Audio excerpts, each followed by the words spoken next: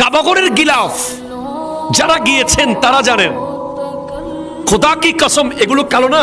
কালো।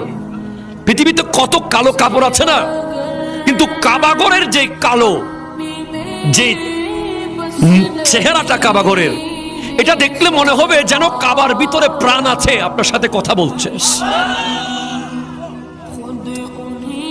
আপনি কাবাগর ছেড়ে আসতে পারবেন না।